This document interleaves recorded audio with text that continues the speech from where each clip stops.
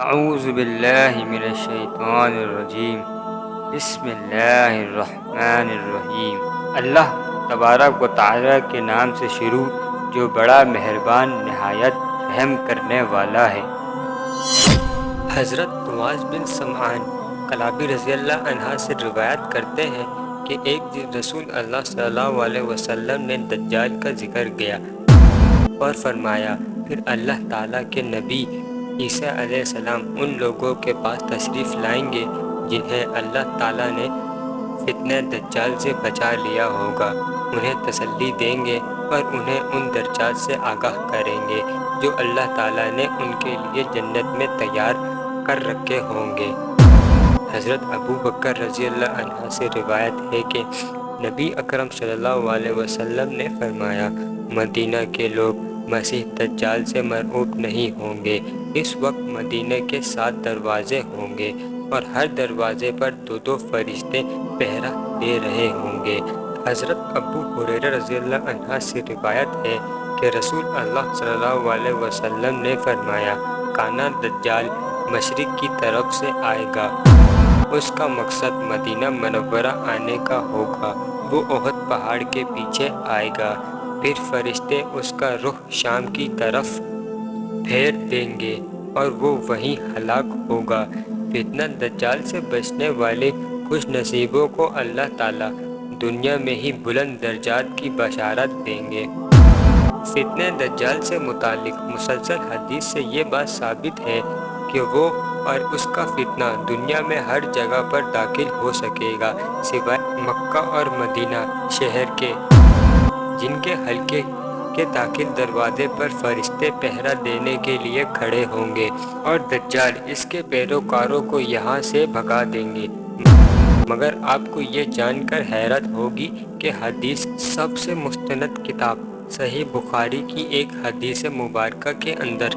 رسول پاک صلی اللہ علیہ وسلم کا فرمان ہے کہ میں نے خواب میں دجال کو خانہ کعبہ کا طواف کرتے دیکھا۔ پیارے دوستو، آج کی خاص اور منفرد ویڈیو میں ہم آپ کو بتائیں گے رسول اللہ صلی اللہ علیہ وسلم نے خواب میں دجال کو طواف کرتے دیکھا اور آگے جس کے آگے عیسیٰ ابن مریم بھی طواف کر رہے ہیں، اور نبی کا خواب بھی اللہ کی طرف سے وحی ہوتا ہے۔ اس تمام تر سوالات کا جواب ہم آپ کو اس ویڈیو میں بتائیں گے، لہٰذا آپ سے گزارش ہے ہماری ویڈیو کو اینڈ تک دیکھیں۔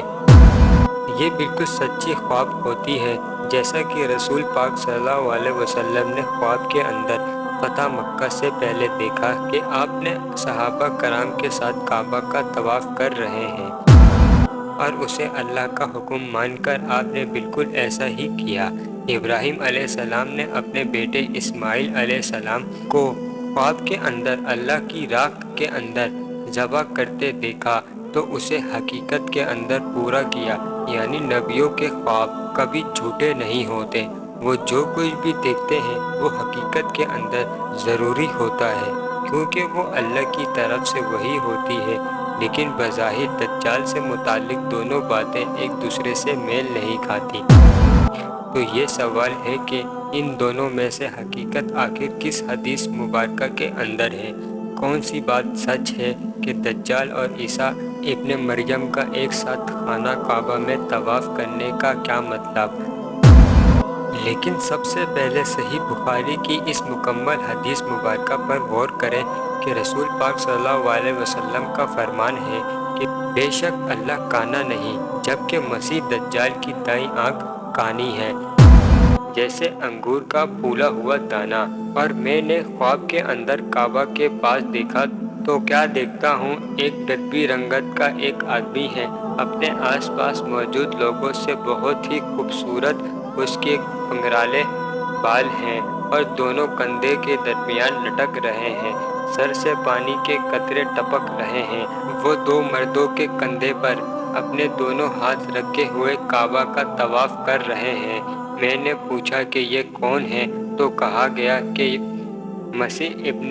مریم ہیں۔ پھر میں نے گھنگرالے بالوں والے دوسرے شخص کو دیکھا جو ان کے پیچھے تھا، جس کی دائیں آنکھ کانی تھی۔ میں نے دیکھے ہوئے لوگوں میں وہ ابن قطن کی شکل سے ملتا جلتا تھا۔ یہ بھی ایک دوسرے شخص کے کندھوں پر اپنے ہاتھ رکھے ہوئے بیت اللہ کا طواف کر رہا تھا۔ میں نے پوچھا کہ یہ کون ہے؟ کہا گیا کہ مسیح دجال ہے۔ یہ حدیث مبارکہ بخاری اور مسلم دونوں کے اندر موجود ہے کہ صحیح حدیث مبارکہ سے ایک بات تو ثابت ہوتی ہے کہ دجال خانہ کعبہ کے اندر بھی داخل ہوگا، وہاں پر طواف بھی کرے گا اور عیسیٰ ابن مریم کے انداز اور عادات کو اپنا کر خود لوگوں کو مسیحا ظاہر کرے گا، گمراہ کرنے کی کوشش کرے گا، کیونکہ حدیث مبارکہ میں ہے کہ حضرت عیسیٰ علیہ السلام آسمان سے دمشق کے جامع کی مسجد مینار پر دو فرشتوں کے کندھوں پر ہاتھ رکھے ہوئے اتریں گے اور طواف کعبہ کے وقت بالکل ہی فرشتے ان کے ساتھ ہوں گے اور دجال اسی چیز کو ہو بہو اپنا کر ایک شخص کے کندھے پر ہاتھ رکھ کر ان کے پیچھے پیچھے عیسیٰ ابن مریم کی طرح بننے کی کوشش کر رہا ہوگا۔ اور جہاں تک اس بات کا تعلق ہے اسے یہ جاوت کیسے اور کیوں ملی ہے، یہ بہت ہی لاجیکل سوال ہے جس کا مطلب نہ سمجھنے کی وجہ سے اکثر لوگ گمراہ بھی ہو چکے ہیں۔ دراصل معاملہ یہ ہے کہ واقعی جو کہ اس وقت ہوگا، اس وقت تک دجال نہیں بنا ہوگا، اس نے خدائی کا دعویٰ نہیں کیا ہوگا، اور جب تک کوئی شخص کوئی گناہ کر نہ لے اس کی سزا اس کو نہیں دی جا سکتی۔ حالانکہ اللہ سے کوئی بات چھپی ہوئی نہیں ہے، وہ ہر بات کو جانتا ہے۔ کون شخص کون سا گناہ کرے گا اس کی تقدیر میں کیا لکھا ہے، مگر جب تک وہ شخص اس گناہ کو کر نہ لے اس کی سزا نہیں پا سکتا۔ اس کی سب سے بڑی مثال شیطان کی ہے، کیونکہ ہم سب لوگ جانتے ہیں کہ وہ جنات میں سے تھا، مگر اتنا زیادہ نیک اور عبادت گزار تھا کہ اللہ نے آسمانوں پر اٹھا کر فرشتوں کے اندر شامل کر لیا۔ وہ اتنا بڑا عالم تھا کہ فرشتوں کو بھی پڑھایا کرتا تھا، مگر جب اس نے اللہ کے حکم کی نافرمانی کی تو شیطان بنا۔ اسے اسی وقت سزا دے کر وہاں سے دھتکار دیا گیا۔ حالانکہ اللہ پاک یہ بات پہلے سے یہ جانتے تھے کہ وہ یہ گناہ کرے گا، وہ اللہ کی نافرمانی کرے گا، لیکن اللہ نے پھر بھی یہ جاننے کے باوجود بھی گناہ کرنے سے پہلے اسے کوئی سزا نہیں دی۔ بالکل اسی طرح سے جب تک نمرود اور فرعون نے خدائی کا دعویٰ نہیں کیا، اللہ پاک نے تب تک ان پر عذاب نازل نہیں کیا۔ اسی طرح سے دجال کعبہ کا طواف کرتے ہوئے عام انسان ہوگا، اس نے خدائی کا دعویٰ نہیں کیا ہوگا، مگر جیسے ہی کرے گا اللہ پاک اس کا داخلہ مکہ اور مدینہ کے اندر بند کر کے فرشتوں کو حکم دے گا کہ وہ ان شہروں کی حفاظت کریں کہ آج کے بعد دجال اور اس کا کوئی پیروکار ان دو شہروں کے اندر داخل نہ ہو پائے۔ دجال اس وقت اپنی خدائی کا دعویٰ کرے گا اور دنیا کے سامنے آئے گا جب اس کی فوج جو کہ یہود اور نصارہ منافق مسلمانوں پر مشتمل ہوگی، اور اس کا مقابلہ امام مہدی علیہ السلام کی فوج سے ہوگا۔ عیسیٰ علیہ السلام آسمان سے اتر کر طواف کعبہ کریں گے اور پھر امام مہدی علیہ السلام کی فوج میں شامل ہوں گے، جس کے بعد دجال دعوی نبوت اور خدائی کا دعویٰ کرتے ہوئے سامنے آئے گا۔ اس وقت تک اس کے لیے تمام سامان تیار ہو چکا ہوگا، بس اس کے پیروکار یہودی اس کی آمد کا انتظار کر کہ وہ کب تخت پر آ کر بیٹھے اور پوری دنیا پر ان کی حکمرانی کو ایک بار پھر سے ایسے قائم کر دے جیسا حضرت سلیمان علیہ السلام کی دور میں تھی۔ میرا آپ سے یہ سوال ہے کہ اگر آپ کو کوئی شخص آنے والے کل کی ویڈیو چلا کر دکھا دے کہ کل اگر تم اپنے گھر سے نکلو گے تو یہ شخص تم پر حملہ کر کے تمہیں قتل کر دے گا، تمہارے ساتھ دھوکہ کرے گا، تو کیا آپ اگلے دن گھر سے باہر نکلیں گے یا بنا کسی تیاری کے اس شخص کا مقابلہ کریں گے؟ لیکن ایسا نہیں ہوگا۔ جب اللہ نے اپنے پیارے رسول محمد صلی اللہ علیہ وسلم کے ذریعے ہمیں فتنہ دجال سے متعلق ایک نشانی ٹائم اور تربیت کے ساتھ بیان کر دی ہے، تو ہم نے اب تک اس فتنے سے بچنے کے لیے کتنی تیاری کر لی ہے،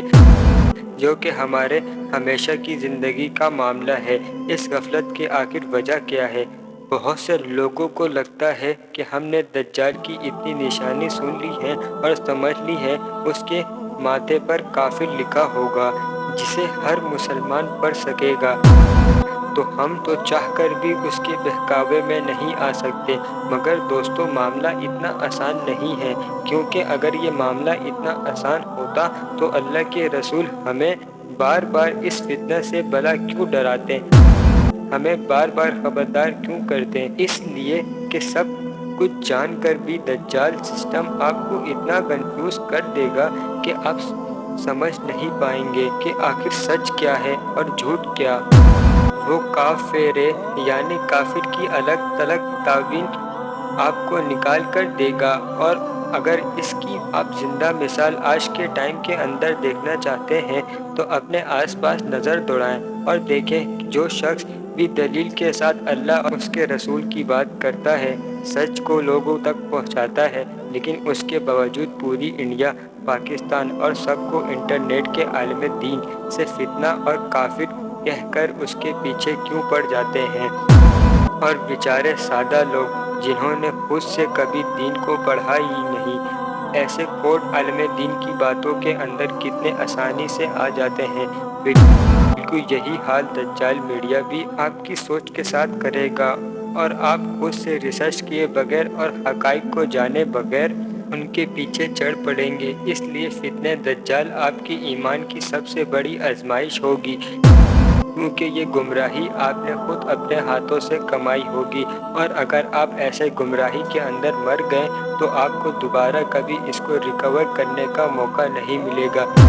مجھے امید ہے کہ آج کی اس ویڈیو میں آپ کو بہت کچھ جاننے کو ملا ہوگا۔ ملیں گے اگلی ویڈیو میں، جب تک اپنا خیال رکھیں۔